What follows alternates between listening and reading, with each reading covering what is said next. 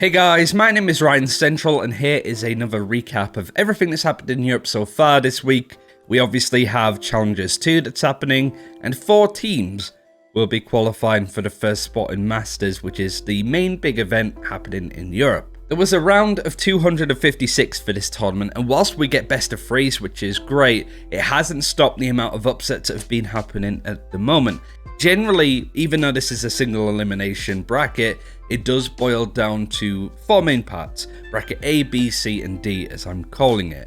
And out of those brackets, only one team will be making it to the Challengers main event, which starts at the weekend.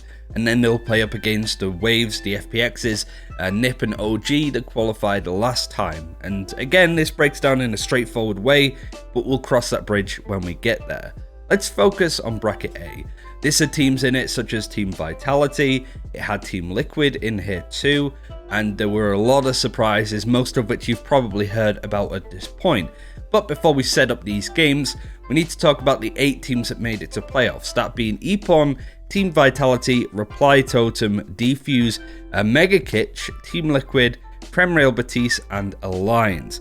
When it comes to how these teams actually made it to the qualifier playoffs, it was fairly straightforward. Not too many surprise results. You had Purple Cobras, who actually made it to the First Strike main event, not qualifying, but to be fair, they only had Hugster and Fancy on their roster, and so you can't really say that they have the same expectations on them as before. And even then, it was a big surprise that Purple Cobras even made it to the main event way back when anyway, so really the expectations on Purple Cobras weren't massive, to say the least. But everybody had a straightforward time. Team Kesso was maybe the one that should have qualified in place of Mega Kitch. Team Liquid had a straightforward start. Peanuts lost. Razy Rage was probably the biggest team that didn't make it to this part of the event. They lost to Premrail Batiste, and this is the roster that has CNED on it, and really you expected a little bit better from them, but it's still very early days for this team. And Alliance made a pretty decent run as well, and that run is continuing. Now we have those 8 teams from bracket A, and this is generally how the results boil down. We'll go top to bottom, and Vitality lost. Vitality haven't really been on a good run as of late, but what I find interesting is when you look at the results, only one player from this Epon team actually went positive when it comes to their KD. And that's because all of these maps were pretty close, you know, a couple of rounds away from going into overtime, especially Haven. But when you look at sort of the results of stuff that's happened, Vitality's attack on Ascent wasn't good. These games were streamed, but the VOD wasn't saved, so people could watch from Tigene's perspective. Tigene used to play for Need More DM, which is now Heat, but now he's on this roster. And yeah, this Hungarian team is actually doing a lot of work. They have had some pretty decent results. I think a win over Team Vitality is a really good one, but I think it says more about how Team Vitality right now haven't really been hitting the max so far. It is early days. This is a very young, inexperienced roster, so it is going to take time. They had a lot of momentum in the Red Bull Homeground tournament, but they're not really going to be the ones necessarily heading to Masters at this point. I really like these guys. I don't think they're bad. I don't think, well, they're clearly underperforming, but I do think that this is more of a longer project than some. Dfuse made it through fairly straightforwardly, and then they faced off against Epon, which was a really good series. I caught the end of this, and really Epon went super close against the Dfuse team, who I haven't been completely sold on. But yet again, very close maps. It was just Ascent where Epon fell behind a little bit, and Dfuse's experience won out. Dfuse, previously the Opportunists, were really good at breaking through a lot of these open brackets, so it is really nice to see them at this point, but they could have had to run into Team Liquid. The fact is, they didn't at all. Team Liquid and Alliance 2-0 their qualifying games to face off, and Alliance actually beat Team Liquid 2-1. Yet again, this was a fairly close series. Screaming Cryptic's the only ones going positive for their team, and the 3 question marks about this roster, you have to be honest with these guys. Clearly not showing up again. A lot of problems, a lot of concern around players like Eccles. I think that if we don't see Team Liquid qualify for Masters, at least for Masters 1, some changes might come. I'm not saying that they should come, but I could definitely see Team Liquid not being happy with the performances as of late. The issue is that Eccles is the IGL. There's a lot of stuff that you don't necessarily see on a scoreboard like this. And there's not many IGLs in Europe at all, so maybe having that voice is much more important than having a fragger at the moment. But we have seen teams like Ambox drop Poach. This could be a very similar thing happening right now. But you can't take anything away from Alliance. I just wish we got to see the VOD for this game, but the main result being that 13-1 win on Icebox against Team Liquid. The only map that they took, or the only round even, was this final one of the half. Really bad luck for Team Liquid. A really great one for Alliance. I'm super happy for Mitch and Banks and all of the other players on that roster, Luca, Fearoff, who have really got to show that they're still top caliber players. And we get to see them on broadcast today, which I'm super happy about. So they will play up against Dfuse, and whoever wins that will be making it towards the Challenger event. It's fair to say I didn't expect either of these teams making it to the main Challengers event. But what's even funnier is whoever wins this game between Dfuse and Alliance plays Wave. Wave, Dfuse, Alliance, they're the first teams. One of them is going to be the first team to qualify for Masters. Nobody had money on that. That is ridiculous, the fact that it's ended that way, but that shows the strength and power of the European scene. A lot of surprises and a lot of strong teams on the up and up, and a few disappointing results certainly for Vitality, but most certainly Team Liquid. So that's how Bracket A is going to play out. I think Dfuse should take that. They really should. I think they're a much more experienced team than Alliance, and so they should be winning out a few more of those maps, but I really like the players on this Alliance roster. Cadaver seems insane, so I'm excited to see him on broadcast. But now we move on to Bracket B, and these teams that qualified at least for the main part of it were RixGG, G2 Esports, Inside Games, Team Finest, Orgless, Animel, Yazda, and Giants. Not as many well-known names and a lot of Orgless teams on this part of the bracket, but it was nice to see Team Finest, IG, Rix and Giants make their way through without many problems. RixGG did it. I guess the main interesting result at this point was the VPD project versus G2 Esports. This was a team that had Shed on it. They used to be on Vasta Gaming, I think it was. Very good player. Certainly twisting levels of potential show-off. You got Moke that was on that roster too. Foxy that's played in a lot of different rosters. And of course Leodeds that used to be on Fabrican way back when and was on Skade briefly. They had a really good result, like 13-11, 14-12. They took G2 to overtime. And so I do think that this VPT project team could be doing a lot in the future. It's just a shame they ran into G2 Esports so early on. But yeah, Rix had a straightforward time. Inside Games had a straightforward time. Team Finest breezed through their stuff to get there.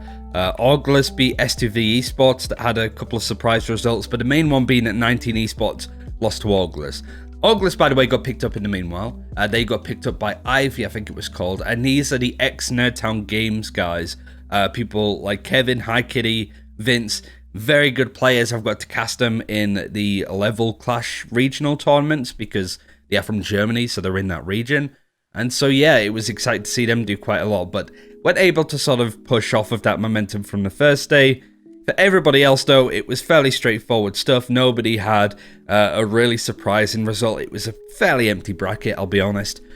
But this is how all of Bracket B ended up. G2 Esports breezed through all of their games 2-0 to be the first qualifying team for today's games, and they played up against RixGG, who keep running into these guys, unfortunately. Really excited to see more of this Rix team. I think they could go further in the bracket if they didn't run into G2 Esports every single time. Inside Games, whilst they beat Team Finest, were able to really put a dent into G2, but it's the other part of Bracket B that gets interesting. We highlighted Ivy, that Nerdtown Esports team. They got beaten by Animel, and this Animel team actually beat Giants Gaming too, who beat Yazda 2-0 but lost in this series. Again, another disappointing result for Giants Gaming, but certainly a lot of questions are going to be, who is this Animal roster? You have a couple of players from Vasta Gaming, similar to the team that we highlighted before with the VPD project with Shed. Heba, Muka, I think were on this team. But generally, it's a lot of Finnish players that were playing on various rosters in 2020, coming together and actually having a really good result over a Giants Gaming team who, yet again, have not really been playing to the level that we expect of them. Really good stuff, actually. Really good stats from Meadow, but Pipson, yet again, frag power kind of disappointing. Even Happy disappointing to an extent. So for Giants need to kind of get their act together. But it does put them in a position where we'll be seeing G2 Esports versus Animal later on today for a qualifying spot. Expected result would be G2 in this case, but I hope for a really good series. It would be great to show off this Animel roster just a little bit more, because I think these guys are really good players. I don't want this video to be too long, so let's go over Bracket C. The qualifying teams were Pitstop, Fnatic, Edelweiss, Yendez, HD, I guess that would be, Honk, Czech representing, I think it is, and then Guild Esports was the final team to qualify, which was good to see them bounce back. In regards to some of this other stuff, Fnatic had a much easier time, no surprise, map drops from them. Nothing really in this bracket with Edelweiss. Yendez is a relatively no-name too. Speaking of which, they beat no-namers, which is a great result for them. No-namers, of course, getting better seeding based on previous performances and sort of what to expect from them. But there's still not really too much to expect from them going forward, but maybe we'll see more in other challenges. Honk actually qualified over Saw. This was the org that picked up B7 Warriors recently, and Honk had a pretty strong 2-0 result there. Czech representing, again, no real teams to highlight that have been booted out at this point. Guild Esports were the final team to sort of make it through there. So now we go over those 8 teams and which 2 of them are actually playing tomorrow in the games then.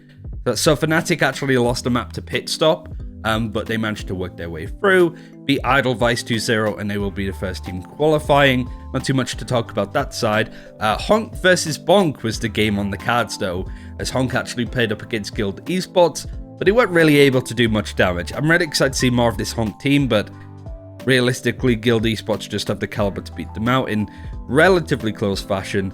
But I think this is a good result for these guys too, a lot that Salah and Strong can take to the drawing board. But Guild Esports qualifying into the sort of game to go up against Fnatic, which should be a good one happening tomorrow. And then finally, that leaves us with Bracket D. The first team to qualify was Big. They beat Movie Star Riders and actually beat Lunaris, that used to be CGN. So actually a really good run of form for Big to beat out some teams in and around them. They should be beating them, don't get me wrong. Big is a very big organization that should be doing a lot better in Europe, but not too bad, one step at a time. HSD made their way up against Point and Click. Linstitute actually lost to this team that I'm not even going to try and pronounce after beating Isuba. So some really good stuff so far from a lot of these teams beating each other. Team Heretics had a very easy, straightforward time qualifying in their part. The more surprising result, I think, was against all odds qualifying, considering that you look at the fact that Entropic is over here. Entropic losing that first best of 1 game on Bind, just shy of overtime. Again, not the best start for this team in the world. I still think that their roster is absolute fire, but they just need to sort of get their act together. And there's not much time to get into Masters 1 at this point, but I feel that this Entropic team is going to be one for the future as opposed to right now. Heat X need more DM guys with their new org, making their way through relatively untroubled. Chakalaka was one of the surprising teams, but nobody really on this part of the bracket to highlight so far. And then Unsigned, yet again, not too many teams that there were surprise results. Unsigned being players like Jesse, who used to be on Inside Games, Honeybee that used to be on Purple Cobras, and then K-Piz that used to be on Team Finest. So a lot of players trying to find a new team to put together. On Bracket D, this is how it played out. Big loss to HSD, another great result from HSD, but they ran into Team Heretics, lost 2-0, and Team Heretics were the team to qualify. As expected, nice run from HSD, but you're going to run into those Tier 1 teams. And honestly, a good showing from Team Heretics, right? Because they are a team that have been floundering just a little bit. They haven't been showing up to the big results that we expect from them. And also, most importantly, the main thing is that Lowell is out with an injury. So they have been playing with Rubino and Nisao, which is something that I don't think they did before. But it worked out super nicely. Nisao just filling into that role and showing a strong performance, really. So, you know, credit to him for following into those footsteps and being integral to the roster to get this far. But then we get to some more interesting stuff. Unsigned lost to this Chakalaka team that then also beat Heat. I caught a little bit of this game towards the end, at least keeping up with the scores, but this went to double overtime. But this is how it breaks down. Just as a quick recap, you got Dfuse versus Alliance to qualify, G2 Esports versus Animel, Fnatic versus Guild, and Heretics versus Chakalaka. Again, this isn't necessarily the 8 teams that you were expecting to get to this point, but the interesting thing to highlight is we know who they're going to be playing up against. So the winner of Dfuse versus Alliance will play up against Wave. Yet again, I can't believe that one of those 3 teams is going to be the first team qualifying for Masters in Europe, but again, shows the power of this region. G2 Esports versus Animel will face off against NIP. So we could potentially have another G2 versus Ninjas in Pyjamas matchup, and this one should be a belter considering how much these teams have played up against one another. Fnatic versus Guild, that's going to be a hell of a game. Hopefully Guild can show up a little bit more, because they would need to face off against Fun plus Phoenix for the qualifying game of Masters. Again, a huge tall order, I think, considering how good FPX look right now, and also potentially a bit of a grudge match. Fnatic, that used to be Summon FC, playing up against FPX, who they beat in the semi-finals for First Strike in Europe, which again could be the battle of the brains for both these sides. And then Team Heretics versus Chakalaka, playing up against OG. I would imagine Team Heretics should be taking that set and being the first team qualifying, but hard to know considering their really odd run of form recently. And also, bear in mind they did lose in best of 1, so there is that. But without Lowell, it's always going to be a bit up in the air. But I do think they're a better team still than OG and Chakalaka, depending on how, of course, they do. But that's a breakdown of everything that's happened in Europe so far. A little bit long-winded, a little bit confusing, but the formats certainly don't help in some case. But we should have recaps coming for the games tomorrow and over the next 4 days. So today we have Dfuse playing up against Alliance, and then G2 versus Animel. Tomorrow will be Fnatic versus Guild, Team Heretics versus Chakalaka. Then we'll settle it. And then Saturday, Sunday, we'll have the Wave and NIP game, and then FPX and OG on the Sunday. Some really baller games coming up. I wish it was double elimination, to be honest. I think single elim for these caliber of games isn't really acceptable, but that's just me. It doesn't matter too much. I'm glad that we have best of 3s going into this, and I'm really excited that these games are going to get broadcasted as well. So thanks for watching. If you enjoyed this kind of stuff, let me know, and we'll see you in the next one.